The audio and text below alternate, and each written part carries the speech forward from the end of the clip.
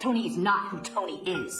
दोस्तों हमारी आज की कहानी बहुत ही ज्यादा गर्म और हॉट है, जिसे देख के आपका भी टुनटुना जग उठेगा। सो मूवी को ध्यान से और संभल के देखना। लेकिन दोस्तों मैं आपको बता दूं, ये मूवी की स्टोरी थोड़ी वियर्ड है, जो हमारे देश के कल्चर के हिसाब से बिल्कुल भी सुटेबल नहीं है। दोस्तों हमारी आज की कहानी एक लड़के के बारे में जो होमोसेक्सुअल होता है, लेकिन उसकी मदर उसे सेक्स करना सिखाती है। सो अब इंट्रो काफी हुआ, चलिए आते हैं वीडियो पर दोस्तों वीडियो पे आने से पहले आपसे एक रिक्वेस्ट है कि आप लोग अपनी वीडियो देखने का रिस्पॉन्स जरूर दें, वीडियो को लाइक या डिसलाइक करके, या फिर अपने ओपिनियन कमेंट में देके। हमारी मूवी का नाम है सेवेज ग्रेस, जो साल 2007 में रिलीज हुई थी। मूवी के स्टार्ट में हम बारबरा नाम की काफी ब्यूटीफुल लेडी को देखते हैं, साथ ही उसके हस्बैंड ग्रूक को देखते हैं। इन दोनों का एक बेटा भी है जिसका नाम टोनी है, लेकिन ग्रूक अपने बेटे टोनी को ज्यादा प्यार नहीं करता। वहीं उसकी माँ बारबरा टोनी को काफी प्यार करती है। अब ये दोनों लोग एक पार्टी में जाने के लिए रेडी होती हैं, लेकिन अपने बेटे के देखभाल के लिए वो मेड को घर पर ही रोक के जाते हैं। अब पार्टी में आने के बाद यहाँ के सारे आदमी बारबरा को ही देखते हैं, क्योंकि बारबरा सचमुच काफी हॉट एंड सेक्सी लग रही थी। फिर फाइनली बारबरा एक टेबल पर बैठ जाती है और अपने दोस्तों के साथ डिनर करती है, जहाँ बारबरा अपनी एक फ्रेंड सुमन से पूछती है क्या वो $10 मिलियन के लिए किसी इंसान का मीट खा सकती है, पर सुमन मना कर देती है। फिर बाद में बारबरा अपने हस्बैंड ग्रूक से पूछती है क्या वो $10 मिलियन के बदले सुमन के साथ सो सकता है, लेकिन ग्रूक बारबरा के इस क्वेश्चन का कोई आंसर नहीं देता। इवन उसे बहुत गुस्सा आता है। अब दोबारा से बारबरा ग्रूक से पूछती है क्या वो पार्टी के बाद मुझे किसी आदमी के साथ भेज सकता है, तो ग्रूक गुस्से से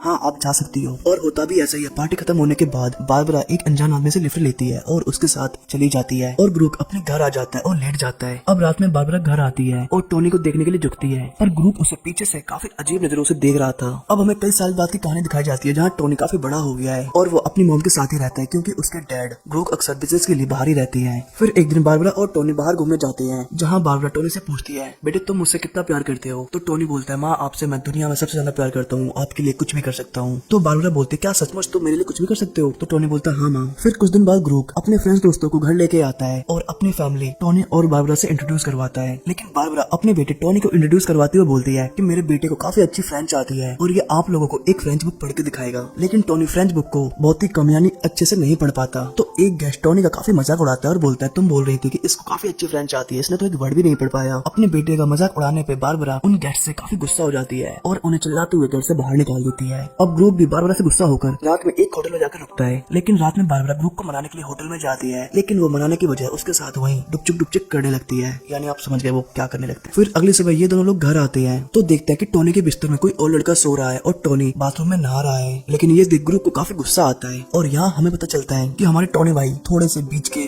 आदमी है, थोड़े क्या मतलब पूरे बीच के हैं। फिर हम कुछ सालों बाद का सीन देखते हैं, जहाँ टोनी अब बड़ा हो चुका है, मैच्योर हो चुका है, जो अपने दोस्त जैस के साथ एक बीच पे सुट्टा बार यानी एंजॉय कर रहा है और लड़कियों को ताड़ रहा है। फिर अगले दिन टोनी को उसे बीच पे ब्लैंका नाम की एक हॉट बंदी दिखाई देती है और ये दोनों लोग बात करते हैं और बात करते हुए वो टोनी के साथ काफी क्लोज हो जाती है। फिर अगले दिन वो ब्लैंका के बारे में अपने पेरेंट्स को बताता है, तो बारबरा सोचती है कि फाइनली मेरा बेटा माचो मैन बन गया और वो भी अब पिचकारियों की धार मारेगा, और इसलिए बारबरा टोनी के इस कारनामे से काफी खुश होती है। वाह बेटा वाह, मौज कर दी। अब नेक्स्ट टोनी के पेरेंट्स ब्लैंका से मिलते हैं और उसे लेके पार्टी करने के लिए एक बार में जाती है, लेकिन पार्टी में ग्रुप ब्लैंका पर डोरे डालता है, यानी अपनी बेटी की गर्लफ्रेंड पर डोरे डालता है। जी हाँ। फिर रात को ये चारों लोग एक होटल में रुकते हैं, जहाँ टोनी और ब्लैंका एक ही रूम में सोते हैं, और रात को पहली बार टोनी बाइक किसी लड़की के साथ डुपचुक करते हैं, लेकिन थोड़ी देर में उनकी पिचकारी की दम निकल जाती है और वो ठंडे पड़ जाते हैं। फिर कुछ दिनों बाद हम बारबरा को देखते हैं, जो किसी काम से एयरपोर्ट पे गई थी, पर वहाँ वो ग्रुप को ब्लैंका के साथ देखती है। तब बारबरा समझ जाती है कि ग्रुप और ब्लैंका का चक्कर चल रहा है, और ये गर्म सीन देख के वो गुस्से से वहाँ से निकल जाती है, और गुस्से की वजह से वो एक टैक्सी ड्राइवर के साथ अपनी गुल्लक के छेद में पानी भरवाती है और शांत होती है। फिर घर आ जाती है, पर यहाँ आके वो अलग ही नजारे देखती है। वो देखती है कि उसका बेटा टोनी अपने दोस्त जैक के साथ पलंग तोड़ रहा है, और ये देख के उसे काफी गुस्सा आता है। फिर कुछ दिनों बाद वो अपने बेटे टोनी को ग्रुप की सच्चाई बता देती है कि ग्रुप और तुम्हारी गर्लफ्रेंड ब्लैंका का नैन मटक्का चल रहा है। फिर कुछ दिनों बाद अकेला होने की वजह से बारबरा भी एक फ्रेंड बना लेती है, जिसका नाम सैम होता है, और वो उसी के साथ रहती थी, और सैम भी उसका काफी अच्छे से ख्याल रखता था,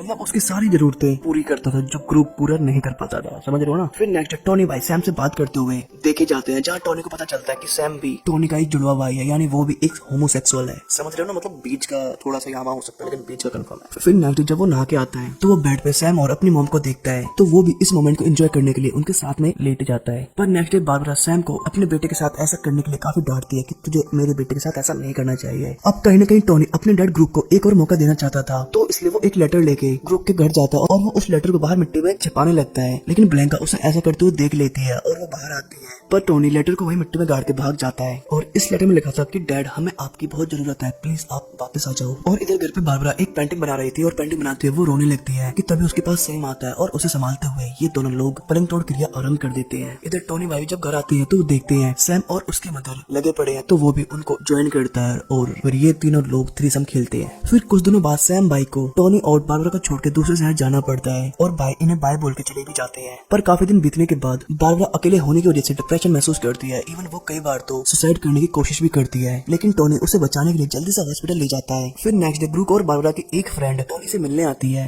वो टोनी को बताती है कि तुम्हारे डैड ब्रूक अजीब ही किस्म के साइको इंसान है और वो बिल्कुल भी ठीक आदमी नहीं है, तो तुम लोगों को उनसे दूरी रहना चाहिए। फिर कुछ दिनों बाद हम बारबरा और टोनी को एक फ्यूनरल में देखते हैं जहाँ ग्रूक और ब्लैंका भी आए होते हैं, लेकिन ग्रूक अपने बेटे टोनी और बारबरा से बिल्कुल भी बात नहीं करता। और अब कुछ महीनों बाद बारबरा और टोनी लंदन शिफ्ट हो जाते हैं, जहाँ बारबरा और टोनी नए नए दोस्त बना लेते हैं। फिर कुछ दिनों बाद बारबरा अपने एक फ्रेंड के साथ मिलने जाती है और घर आके टोनी बारबरा को बताता कि मेरा भी एक गे फ्रेंड बन गया है। और ये सुन के बारबरा को अच्छा नहीं लगता कि उसका बेटा एक गे है, तो इसलिए वो उसकी इस आदत को छुड़ाने के लिए उसे सेड्यूस करने की कोशिश करती है। और सेड्यूस करते हुए ये दोनों लोग खुदाई शुरू कर देती है और काफी दिनों तक ये लोग ऐसा ही करते हैं, लेकिन पता नहीं क्यों कुछ दिनों बाद टोनी की दिमागी हालत खराब हो जाती है। और फिर इसके कुछ दिनों बाद टोनी और बारबरा में किसी बात को लेकर लड़ाई हो जाती है और साइको टोनी भाई चाकू से अपनी मॉम को मार देती है। और मारने के बाद वो पुलिस को कॉल भी करता है और पुलिस के आने तक वो नूडल्स बॉक्स लेके अपनी मदर की डेड बॉडी के पास ही बैठ के खाता है। और जब पुलिस वाले वहाँ आते हैं तो देखते हैं कि ये डेफिनेटली मेंटल हो चुका है और इसलिए पुलिस वाले उसे मेंटल हॉस्पिटल भेज देते हैं। लेकिन कुछ दिनों बाद हमें पता चलता है कि वहाँ टोनी ने सुसाइड कर लिया है और इस तरह इस मूवी का एंड हो जाता है।